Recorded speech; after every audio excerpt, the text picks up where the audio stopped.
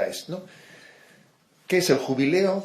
¿Qué son las indulgencias? ¿Qué es eso de ganar las indulgencias, etcétera? Ahí hay una cierta doctrina, o sea, que no te creas que darla por supuesto. No. Hoy en día yo creo que no se puede dar por supuesto nada.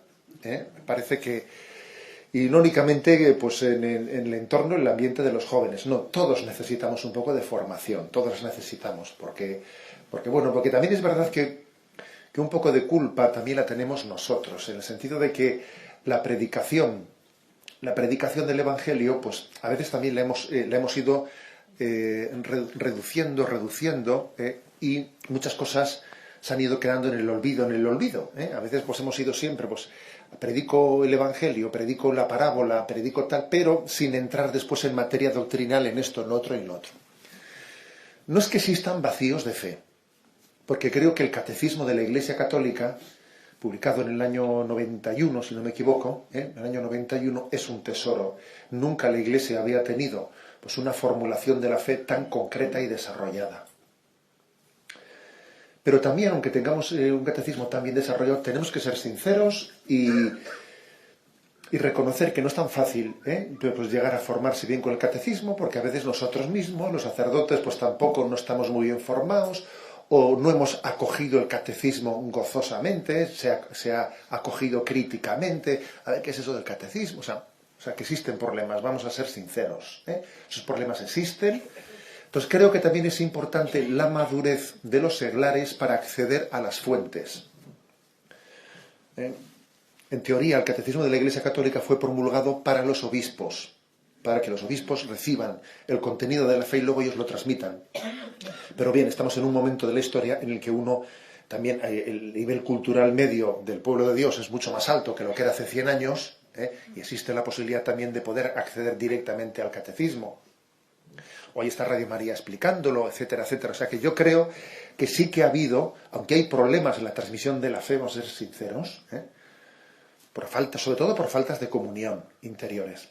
Yo creo que también hay aspectos positivos, que es que existen muchas personas que tienen la capacidad de acceder directamente a las fuentes y formarse sin que la mediación concreta pues le pueda afectar negativamente. Entonces, bueno, sin liarme más. ¿Qué es esto de un jubileo y qué es esto de la indulgencia plenaria?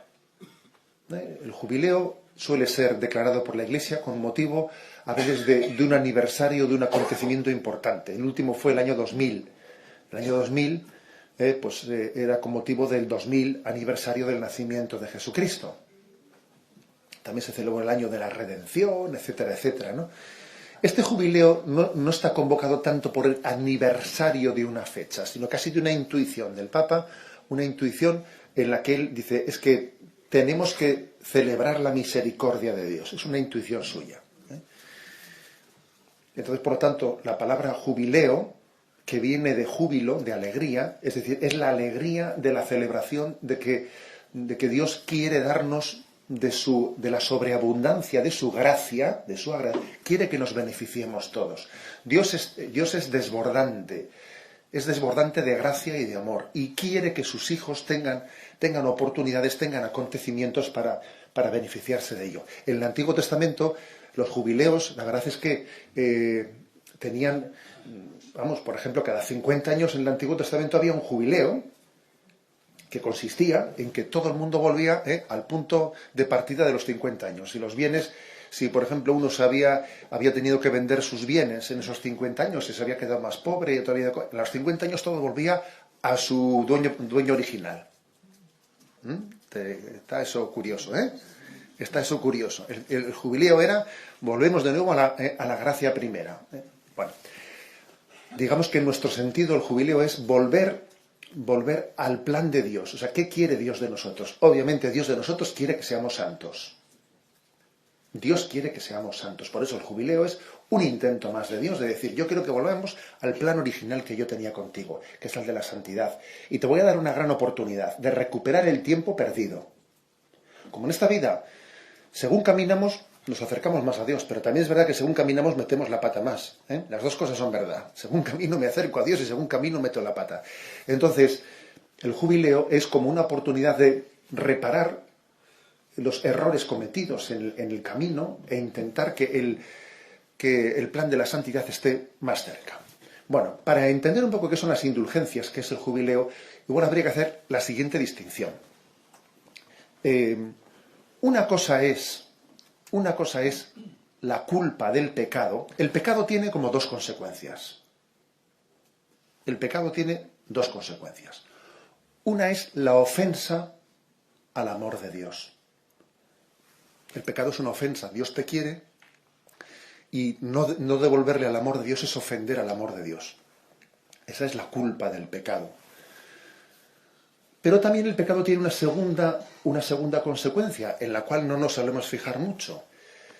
Tampoco la primera, pero bueno, nos tenemos que ser en la segunda. Y es que el pecado, además de ofender a Dios, también en ti provoca una pena, provoca una distorsión. No solo le ofende a Dios, también te distorsiona a ti. Por eso, para liberarse plenamente de las consecuencias del pecado hace falta dos cosas. Primero, pedirle perdón a Dios y luego además purificarte tú. Porque podría ocurrir que una persona haya recibido el perdón de Dios, Dios le ha perdonado, pero no está bien purificada. No está bien purificada. Tú imagínate que un hijo, para entender las cosas de nuestra relación con Dios, yo siempre suelo echar mano, eso en Radio María lo hago hasta la saciedad.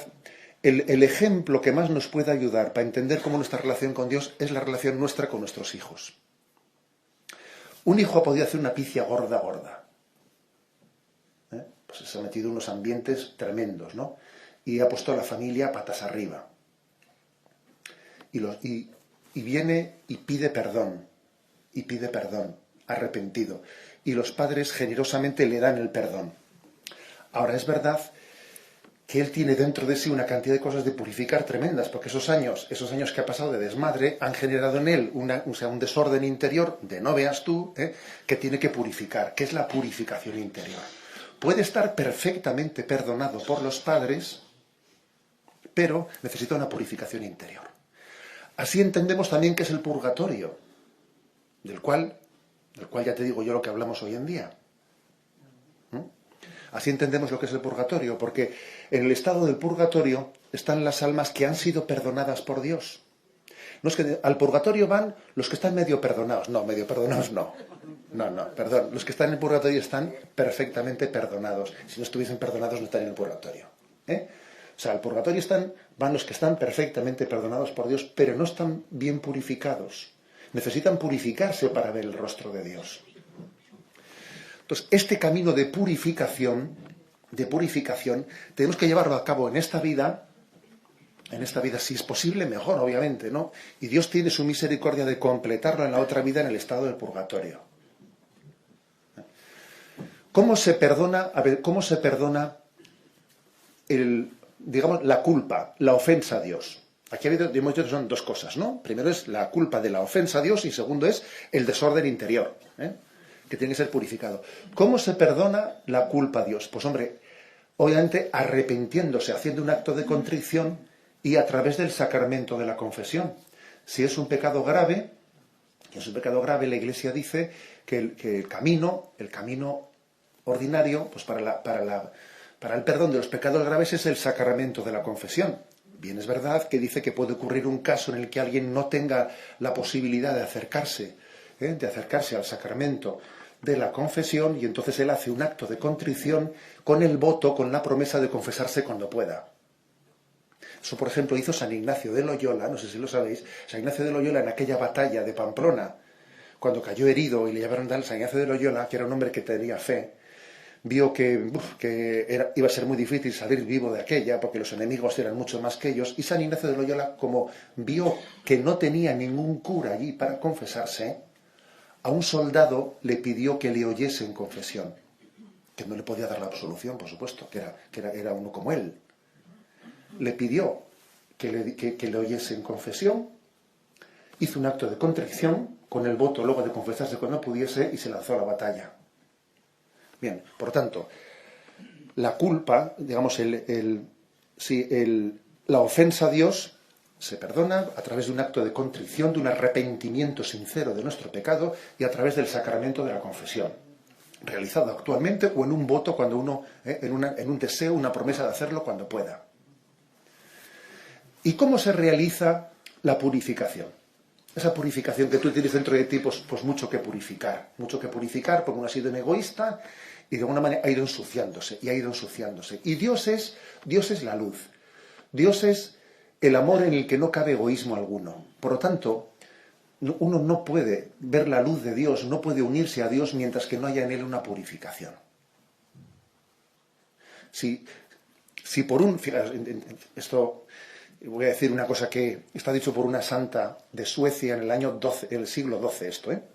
Si por un casual, impensable, ¿no?, alguien que no estuviese purificado fuese al cielo, no disfrutaría, porque tendría un sufrimiento tremendo de que la luz de Dios no es capaz de disfrutarla, sino es como cuando uno está acostumbrado a la oscuridad y se va al sol. ¿Qué le pasa? Que el sol no lo disfruta, sino que el sol le ciega, le destruye, porque ese sol para él es destructor, porque no tiene los ojos preparados para ver la luz de Dios. Luego, en esta vida, yo esto en Radio María también lo he contado más de una vez, porque a veces necesitamos pequeñas imágenes o ejemplos para intentar acercarnos un poco a la realidad, ¿no? Para entender un poco lo que es esa necesidad de purificación en esta vida o en el purgatorio. Imagínate lo que es un espeleólogo, de esos que se mete en una cueva y allí se pasa semanas. Y tiene una bombillita de nada. Sus ojos se están acostumbrando a la oscuridad completamente. Si ese espeleólogo, después de estar allí no sé cuántas semanas, saliese a la boca de la cueva de un golpe, no, pues se quedaría ciego, no vería nada. ¿Qué suelen hacer esos espeleólogos? Van saliendo poco a poco, se van poniendo gafas distintas de manera que sean capaces de aguantar más la luz. Tienen toda una capacidad, o sea, un paso intermedio para que su vista se adapte a la luz. Algo así ocurre en ese misterio de purificación. Dios es la luz. Dios es la verdad en la que no hay falsedad alguna, el amor en el que no hay egoísmo ninguno. Y para disfrutar de Dios, uno tiene que purificar lo que sea contrario a eso. Si no es como si le echas agua al aceite, que salta, claro. ¿Cómo se lleva adelante esa purificación? Pues mira, esa purificación se lleva también por la confesión, porque también la confesión, aparte de perdonar la culpa, la confesión tiene dos efectos. Uno es que nos perdona las culpas, pero también otro es que me eleva. La confesión también me eleva la gracia, me aumenta la gracia santificante, me hace estar como más unido a Dios. También otro elemento es la práctica de las obras de caridad. Haciendo obras de caridad uno se purifica. ¿Sabéis la famosa pregunta a la Madre Teresa de Calcuta? Madre Teresa, ¿hasta cuándo hay que dar? Y dice ella, hasta que te duela. Porque si te duele te está purificando, ¿sabes? Eso es como cuando una herida le pones y te escuece la herida. Eso es bueno. Si estás echando agua oxigenada, lo que sea, y si te escuece, déjalo, que eso es bueno. Quiere decir que la estás curando. O sea, las prácticas, obras de caridad que nos cuesten un poco, que nos purifican. Que nos purifican. La oración es purificadora. Ponerse delante de Dios y dejar que Dios te impregne, te empape. Te despoje de lo que no es.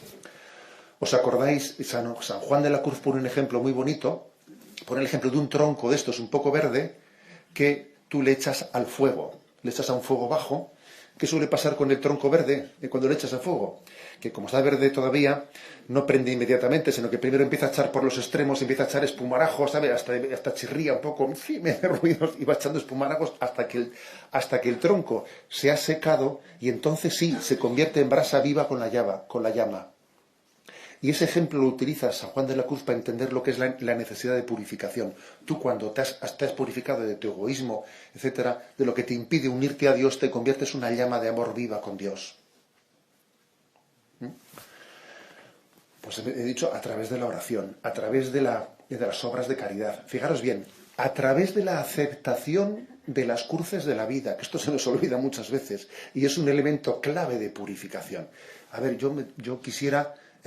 Pues yo quisiera haber tenido pues la familia perfecta y me ha faltado un trechito importante, y acepto pues las limitaciones de la familia y yo quisiera haber tenido pues no sé, pues laboralmente o de otra manera, ¿no?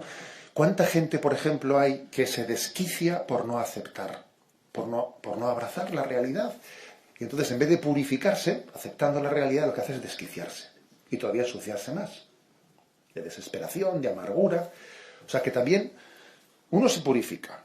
Sacramento de la confesión, oración, ejercicio de obras de caridad, ofrecimiento de sacrificios agradables a Dios, renuncias, pequeñas renuncias. De esto, curiosamente, antes nos hablaban mucho, de ser capaz de renunciar a caprichos.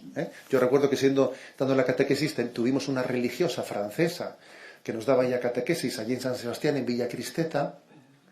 Ella nos decía, vosotros procurad que no termine nunca un día sin haberle ofrecido a Dios a una pequeña negación de tu capricho. Era un consejo muy práctico. Tú acostúmbrate a negarte algún pequeño capricho todos los días. Pues eso, me va a negar, pues a ver, ese helado, no voy a comer ese helado. O sea, un pequeño capricho todos los días. Acostúmbrate a ejercitarte en la negación de tu primer impulso, que también es purificatorio. Aceptar las cruces. Todo esto es camino de purificación. Bueno, y por si fuese poco, Dios que nos ama tanto, que no se resigna a vernos caminar tan lentitos, porque a veces dice, hijos, que das un pasito para adelante y otro pasito para atrás, María, dice, que sí, te estás purificando, pero te estás ensuciando, porque es verdad, que a veces caminamos, pero nos pringamos más, o sea que las dos cosas, según pasa la vida, se supone que uno, cuanto más pasase la vida, más cerca tendría que estar de Dios, ¿no? Lo que ocurre es que también tiene más polvo pegado del camino, las dos cosas son verdad. Tenemos abundancia de medios de santificación, pero también nos pringamos mucho por el camino. Entonces Dios en su misericordia todavía, por si fuese poco, se lanza a poner en manos de su Iglesia un instrumento de purificación como son las indulgencias. Todas las indulgencias consisten en otorgarle a la Iglesia la capacidad de que a través de un ejercicio concreto, de una peregrinación, o de unos ejercicios espirituales, o de no sé qué ejercicio concreto, ¿no? La Iglesia dice, el que haga este ejercicio y tenga contrición perfecta, la Iglesia, de la abundancia de los méritos de todos los santos y de la Virgen María, Dios le ha puesto en manos de la Iglesia la capacidad de concederle la purificación de sus pecados, la purificación del resto de lo que queda por purificar de sus pecados, hasta ese momento. Es verdad que yo me dice, jolín, qué fácil, ¿no? Bueno, un momento. Es que a veces aquí nos solemos olvidar, parece que eso es magia, ¿no? Un momento. Ahí hay una cosita que se nos suele olvidar muy fácil. Porque dice, el que tenga contrición perfecta, dice. Claro, tener contrición perfecta es una cosa muy seria. Si alguien fuese a ganar una indulgencia y no tuviese contrición perfecta, ¿qué pasaría? Bueno, pues que la indulgencia sería parcial.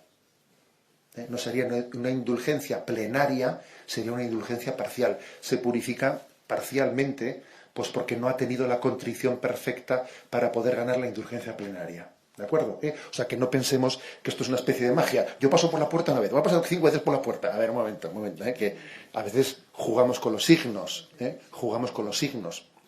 Es que lo clave es lo que dice con contrición perfecta. Claro, ¿qué quiere decir contrición perfecta?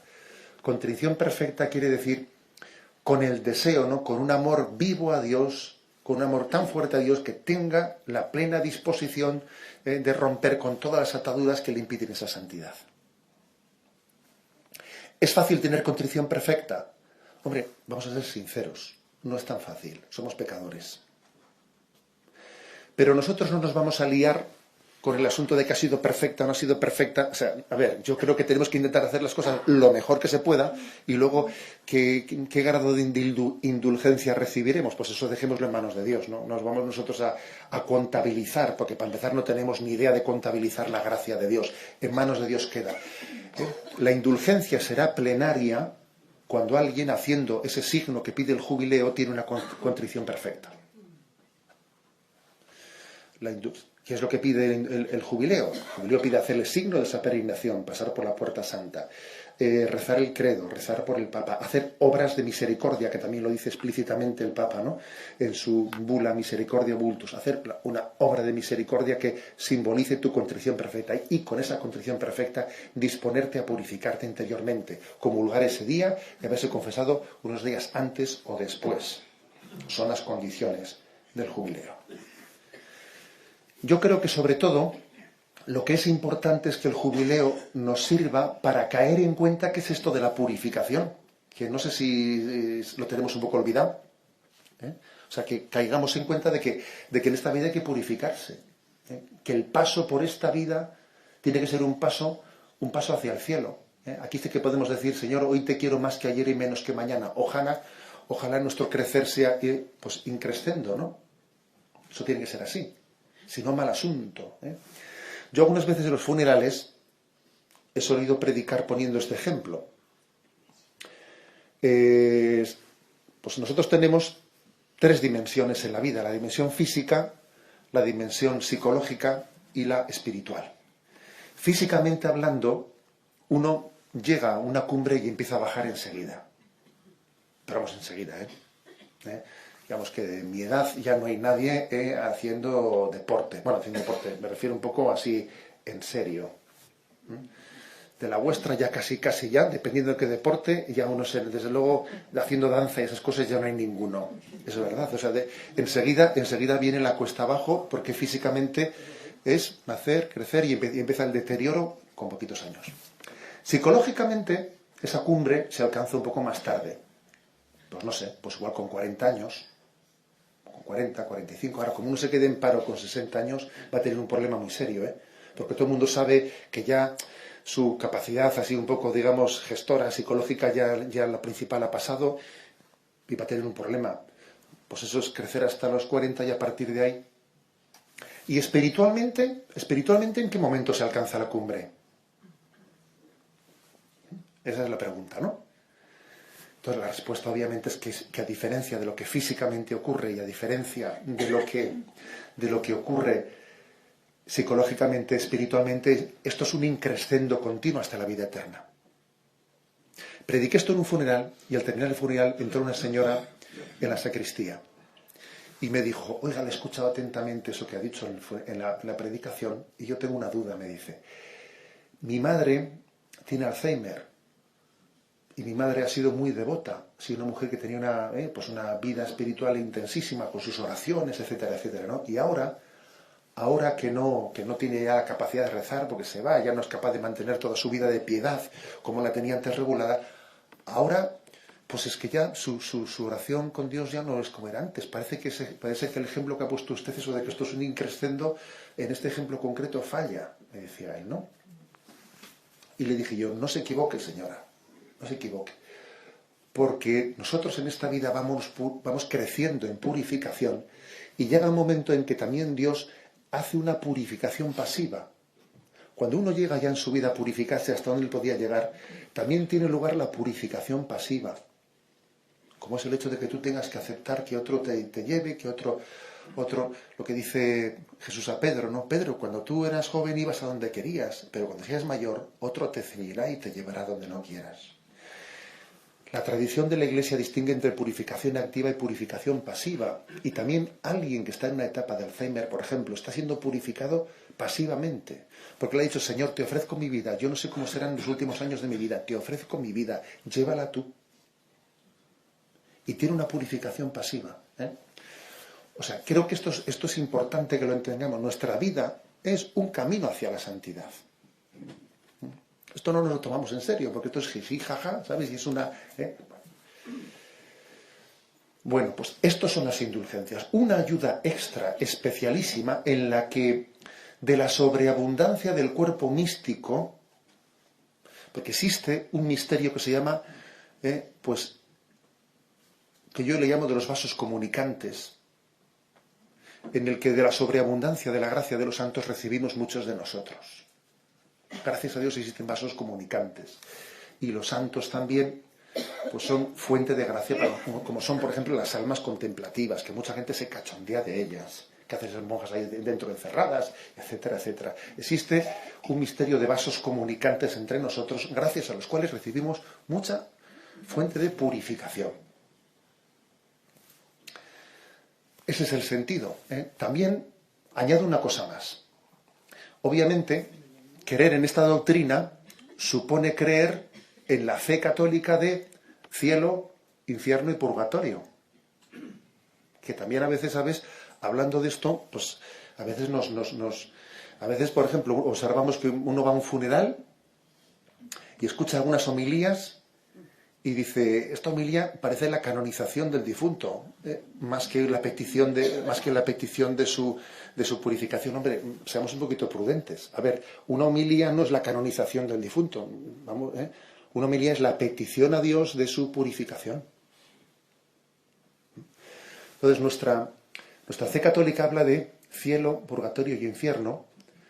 El cielo, pues es la vida eterna de Dios compartida con nosotros. Qué misterio, ¿no? El que Dios nos haya ofrecido compartir su vida intratrinitaria, o sea, formar parte de la vida de la familia de Dios, ¿no? Por toda la eternidad. Eso es impresionante, ¿no?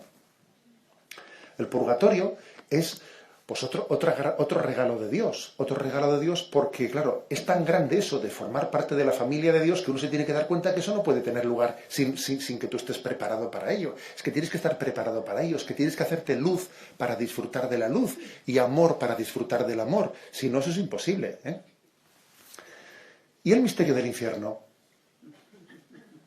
¿Qué pasa con ello? Porque digo yo que no vamos a leer el Evangelio diciendo, cuidado, que aquí viene esto, pásate la página, pasa página. Venga, pasa página. A ver, del infierno se habla en 14, 16, 18 veces en el Evangelio. ¿Qué hacemos con esas páginas? ¿Qué hacemos con ellas? Claro, dices, no, ya está, ¿no? Claro. O sea que ciertamente tenemos ese riesgo. Entonces creo que el Evangelio tenemos que acogerlo con su totalidad. Hacer una selección del Evangelio, de lo que me siento identificado, eso es un peligro. Mira, hay dos maneras de leer el Evangelio. Dos maneras. Una es leer el Evangelio quedándome especialmente en los textos que me son más atractivos, significativos, con los que me siento más identificado y me quedo con ellos, ¿no? Y los medito, los hago míos, etcétera, etcétera. Y los demás los paso rapidito. Y otra manera es leer el Evangelio y cuando llego a un texto que no me resulta tan sencillo entender, que pues me voy a fijar especialmente en él, porque si tengo cierta dificultad de aceptarlo y acogerlo, debe de ser que mi mentalidad tiene que ser educada para acoger la palabra de Dios. Porque claro, tan palabra de Dios es uno como es otro. Es que si no hacemos también este segundo método y nos quedamos solo con el primero, tenemos el riesgo de hacer un evangelio a nuestra medida. Un evangelio que sea una proyección de mi sensibilidad y no la acogida de la revelación de Dios. Entonces, a ver, el Evangelio nos habla de que el amor de Dios es ofrecido. Y toda oferta del amor de Dios necesita ser libremente acogida. La libertad de Dios, la libertad del hombre, por la que tanto suspiramos, para que aquí todos libertad, ¿no? Claro, conlleva responsabilidades. Es que la estatua de la libertad de la costa este, debería de estar complementada por la estatua de la responsabilidad de la costa oeste, ¿sabes? De Estados Unidos, para que así entre una y otra nos demos cuenta de que no hay cara sin cruz ni no hay cruz sin cara. Claro, toda libertad conlleva una responsabilidad. Entonces Dios ofrece su amor incondicionalmente, pero su amor tiene que ser acogido libremente. Dios no te puede imponer su amor. Dios llora porque no acoja su amor, como hemos visto en el Evangelio de esta mañana. Jesús lloró, Jerusalén, Jerusalén, que apedreas a los profetas. Y Jesús lloró por la, entre comillas, impotencia de que Dios ofrezca su amor y el hombre no lo acoja. Por eso, el Catecismo de la Iglesia Católica, en el capítulo que habla del infierno, ¿sabéis qué término utiliza? Utiliza el término la autoexclusión del hombre. Nosotros a veces hemos hablado de eso en el sentido de condenación. Bueno, ciertamente existen textos evangélicos que hablan del término condenación, pero en el fondo la condenación no es sino el respeto de Dios a la autoexclusión del hombre. Es que tienes que ser tú libremente el que lo acoja. Dios desde luego va a pelear hasta el último momento, no va a pelear por la última de las almas, ¿no? Eso está claro, intentando rescatarlas con su divina misericordia.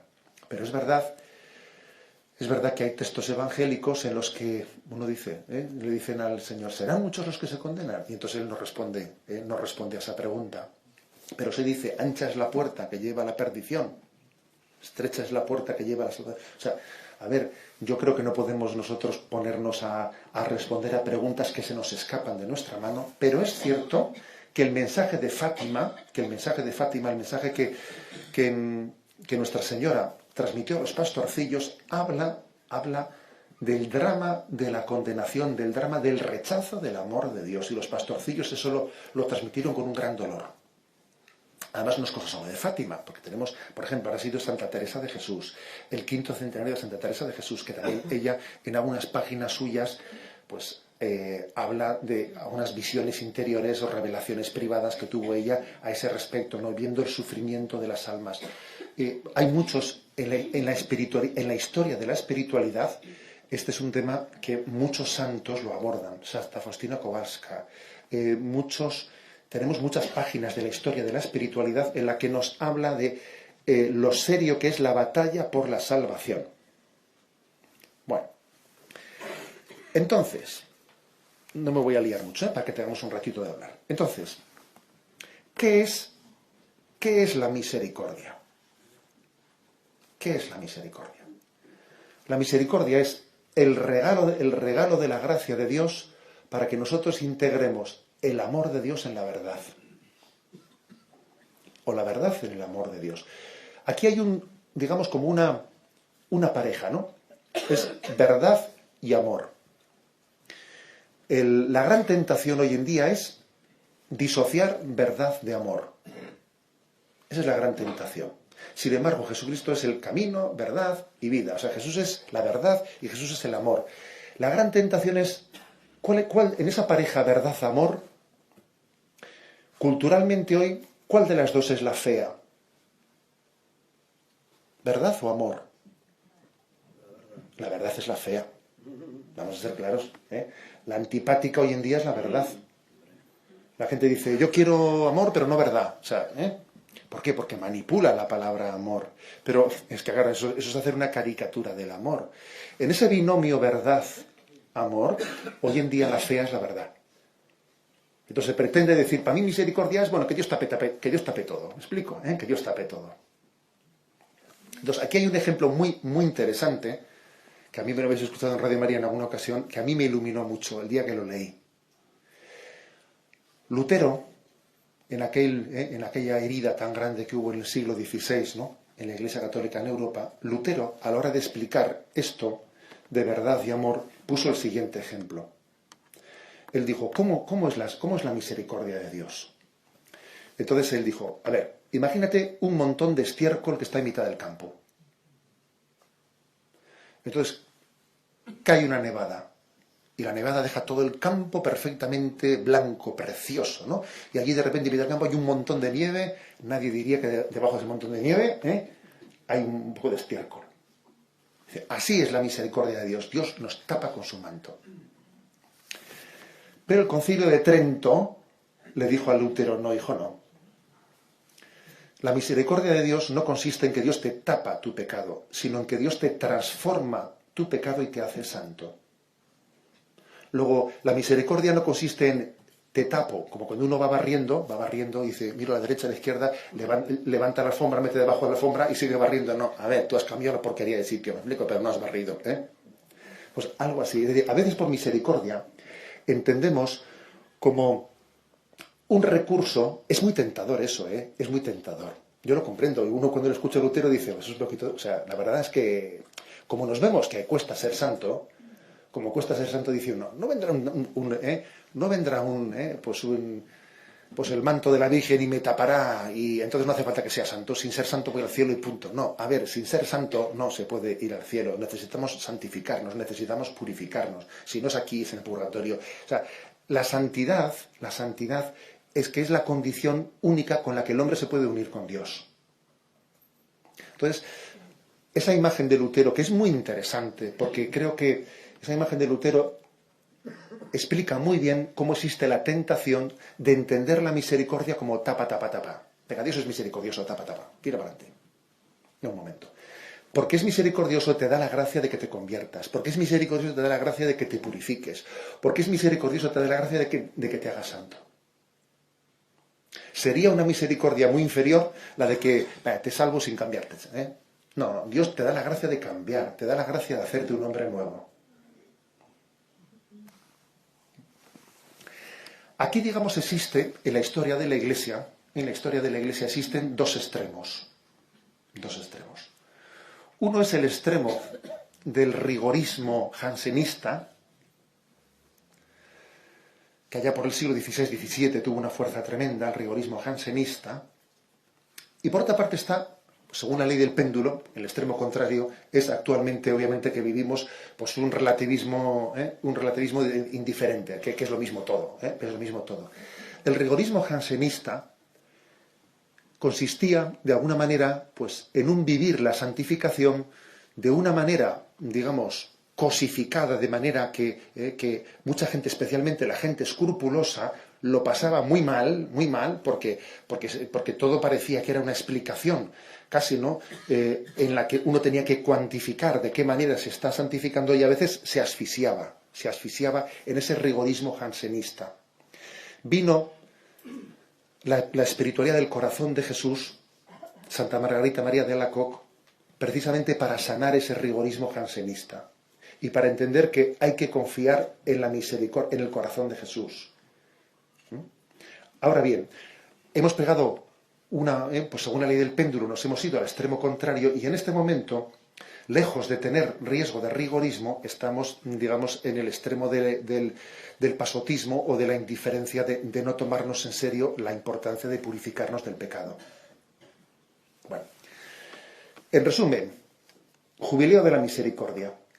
El Jubileo de la Misericordia, pues creo que es un gran regalo de Dios, para caer en cuenta de nuestro camino hacia la santidad, de nuestro camino de purificación que tenemos que seguir recorriendo. Bueno, hay una cosa importante que no he dicho.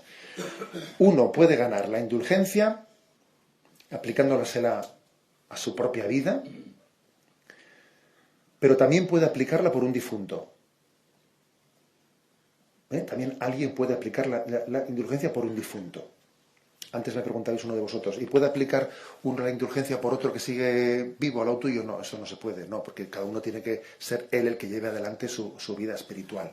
También eso de rezar por los difuntos es algo importante, de lo cual muchas veces estamos olvidados. Qué gran misericordia. Acordaros de que una de las obras de misericordia es rezar a Dios por vivos y difuntos. Una obra de misericordia. Importante. Con lo cual también esto nos hace corresponsables. La indulgencia puede ser ganada diariamente, aunque también os voy a decir que sin estar en el jubileo, sin que haya comenzado el jubileo, también existen pues la posibilidad de ganar indulgencias con determinadas oraciones, o sea que no hay tampoco hay que estar esperando la llegada de un jubileo para que en ese momento comience uno a poder ganar una indulgencia. No, ya existen. Pero es verdad que esto lo hace más popular, lo atrae más, hace que la gente pedagógicamente se caiga más en cuenta, ¿no? Ayuda más a entender esto.